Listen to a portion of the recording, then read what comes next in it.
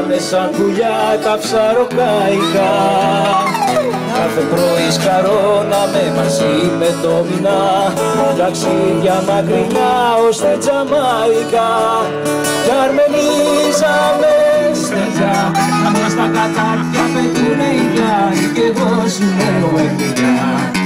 Μες τα κατάρτια πετούνε οι γλάροι, κι εγώ σου λέω παιδιά.